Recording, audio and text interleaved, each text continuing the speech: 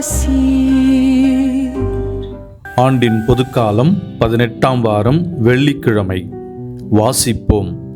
மத்தேயு எழுதிய நற்செய்தி அதிகாரம் 16 24 முதல் 26 முடிய உள்ள வசனங்கள். பின்பு இயேசு தம் சீடரை பார்த்து, என்னை பின்பற்ற விரும்பும் எவரும் தன்னலம் துறந்து தம் சிலுவையை தூக்கிக் கொண்டு என்னை பின்பற்றட்டும். ஏனெனில் தம் உயிரை காத்து கொள்ள விரும்பும் எவரும் அதை இழந்து விடுவர். மாறாக என் பொருட்டு தம்மையே அழித்து கொள்ளுகின்ற எவரும் வாழ்வடைவர். மனிதர் உலகம் முழுவதையும் ஆதாயமாக்கி கொண்டாலும் தம் வாழ்வையே இழப்பாரெனில் அவருக்கு கிடைக்கும் பயன் என்ன? அவர் தம் வாழ்வுக்கு ஈடாக எதை கொடுப்பார்? தியானிப்போம். இறைவனோடு இணைந்து பயணிக்க காத்திருக்கும் கிறிஸ்துவில் எனது அருமை அருளாசீர் ஊடக நண்பர்களே, பழைய ஏற்பாட்டில் சிறிய இறைவாக்கினர் புத்தகங்களில் ஒன்று நாகும்.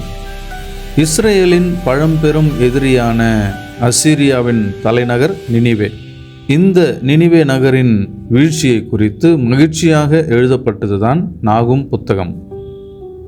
அசீரியா ஒரு சாதாரண நாடல்ல, ஒரு பலம் வாய்ந்த நாடு. சாலமோன் அரசருக்கு பிறகு இஸ்ரேல் வடக்கு நாடு, தென்னாடு என்று இரண்டாக பிரிந்தது என்பது நமக்கு தெரிந்த ஒன்று. வடநாட்டின் அழிவுக்கு ஒரு முக்கிய காரணமாக இருந்தது இந்த அசீரியா. யாவே இறைவன் அசீரியாவை தன் கைப்பாவையாக பயன்படுத்தி இஸ்ரேல் தவறு செய்த போதெல்லாம் தண்டித்தார், கண்டித்து திருத்தினார். ஆனால் அசீரியாவோ இறைவனின் கைப்பாவை என்று உணராமல் வெற்றியின் போதையில் மிதந்தது, ஆணவத்தால் அங்கலாய்த்தது, எப்பொழுதும் இறைவனுக்கு எதிராகவே செயல்பட்டது. இப்படிப்பட்ட அசீரியாவும் கிமு 7ஆம் நூற்றாண்டில் அழிந்து போனது என்று வரலாறு கூறுகின்றது. அகந்தையோடும் ஆணவத்தோடும் அகங்காரத்தோடும் செயல்படும் எவரும் ஆண்டவரின் முன்னிலையில் நிலைத்து நிற்பதில்லை. அதே போல தன்னுடைய தலைகணத்தால் அழிந்தது அசீரியா. அன்புக்குரியவர்களே, நாமும் நம் வாழ்வில் பல்வேறு நல்ல பணிகளை செய்வதிலே ஈடுபட்டிருக்கலாம். பிறருக்கு பொருளாதார ரீதியாக, சமூக பணி வழியாக, தவறான வழிகளில் செல்லும் மனிதர்களை நல்வழிப்படுத்தும் நல்ல பணியின் வழியாக இறைவனுடைய அந்த விடுதலை பணியை, மீட்பின் பணியை நாமும் செய்ய முன்வரலாம். இப்படி நாம் நன்மை செய்தாலும் இதற்கு பின்னால் இருந்து நம்மை இயக்குபவர் இறைவன்தான் என்பதை நாம் மறந்துவிடக்கூடாது. இப்படி மறந்து வாழும் பொழுதுதான் நாம் அகந்தைக்கு ஆளாகின்றோம், ஆணவத்தால் அலைக்கழிக்கப்படுகின்றோம். இதுவே நம்முடைய அழிவுக்கு காரணமாக அமைகின்றது. பிரியமானவர்களே, தலைகணம் பிடித்த அரசன் ஒருவன் இருந்தானாம். அமைச்சர்களும் அந்த அரசவையில் வேலை பார்த்த எல்லோரிடமும் நான் பெரியவனா அல்லது கடவுள் பெரியவரா என்ற கேள்வியை அடிக்கடி கேட்பாராம். அமைச்சர்களும் அங்கு பணி செய்த வேலையாட்களும் தங்களை காப்பாற்றிக் கொள்ளும் எண்ணத்தில், அரசே நீங்கள்தான் பெரியவர் என்று பதில் சொல்லி அதை தவிர்த்து விடுவார்களாம்.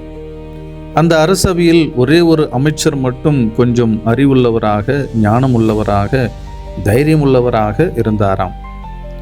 இந்த அரசரின் முட்டாள்தனமான கேள்வியை கேட்கும் பொழுதெல்லாம் மற்றவர்களைப் போல் எந்த பதிலும் சொல்லாமல் அமைதியாக இருப்பாராம்.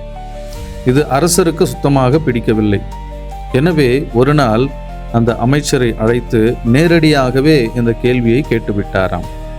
நான் பெரியவனா அல்லது கடவுள் பெரியவரா என்று கேள்வி கேட்டவுடனே அந்த அமைச்சர், அரசே இதில் என்ன சந்தேகம், நீங்கள்தான் பெரியவர் என்றானாம். அரசருக்கு ஒரே மகிழ்ச்சி. அந்த அமைச்சர் தொடர்ந்து சொன்னாராம், உங்களுக்கு பிடிக்காத யாராக இருந்தாலும் நீங்கள் நாடு கடத்த விடலாம். ஆனால் இந்த கடவுள் பாவம், ஒரு மனுஷனை நாடு கடத்த நினைச்சா கூட எங்க நாடு கடத்த முடியும்? எல்லா இடமும் அவருடைய இடம்தானே. ஆக கடவுளால் செய்ய முடியாததை நீங்கள் செய்கின்றீர்கள். அப்போ கடவுளை விட நீங்கள் தானே பெரியவர் என்று சொன்னாராம். அன்று முதல் அரசருக்கு ஏதோ ஞானோதயம் வந்தது போல தன்னுடைய உண்மை நிலையை உணர்ந்து அவர் வாழ ஆரம்பித்தாராம்.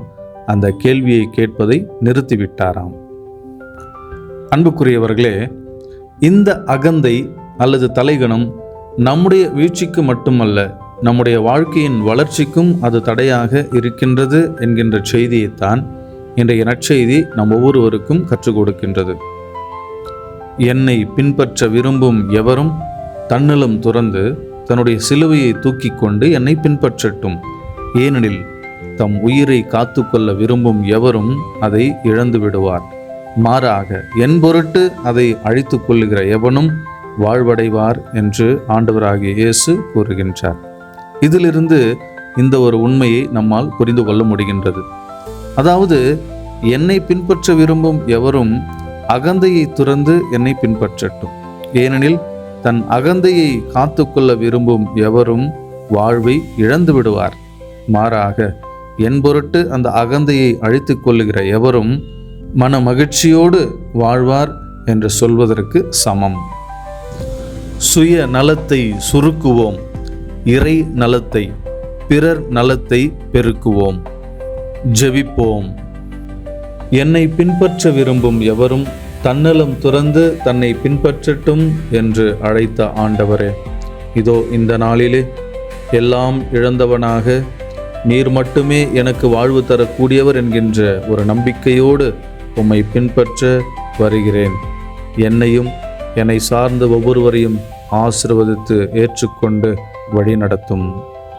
இவ்வுலகில் நாங்கள் காண்பதெல்லாம் தற்காலிகமானது, நிரந்தரமானது அல்ல என்பதை புரிந்து கொண்டு வாழ வரம் தாரும். உண்மையான மகிழ்ச்சியை, சந்தோஷத்தை, சமாதானத்தை தரக்கூடியவர் நீர் மட்டுமே. அன்பார்ந்தவரே, இந்த உலகத்தின் பின்னே செல்லுகின்ற பொழுது எங்களுக்கு கிடைப்பதெல்லாம் ஏமாற்றங்கள். இதை உணர்ந்து வாழ அருள் தாரும். வாழ்வின் முழுமையாக இருக்கும் உம்மை சுவைக்க தடையாக இருக்கும் எங்களுடைய அகந்தையை, தன்னலத்தை, சுயநலத்தை, தலைகணத்தை அழித்தருளும். அழியாத உம்மை பற்றி கொள்ளும் வரம் தாரும். ஆண்டவரே, இதோ இந்த நாளிலே அருளாசீர் என்னும் இந்த ஊடகத்தை கண்டுகொண்டு இதனோடு இணைந்து சிந்தித்து ஜெபித்து கொண்டிருக்கின்ற ஒவ்வொரு தனி நபரையும் நிறைவாக ஆசிர்வதியும்.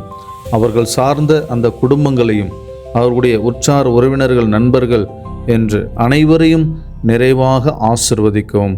அந்த குடும்பங்களிலே இருக்கின்ற அனைத்து தேவைகளையும் நிறைவேற்றி உமது ஆசீர்வாதங்களை நிறைவாக அந்த நபர்கள் மீது பொழிந்து நீர் வழிநடத்துவீராக. எல்லாம் வல்ல இறைவன், தந்தை, மகன், தூய ஆவியாரின் பெயராலே உங்கள் ஒவ்வொருவரையும் ஆசீர்வதிப்பாராக. Praise the Lord. இயேசுவுக்கே புகழ், இயேசுவுக்கே நன்றி. மரியே வாழ்க.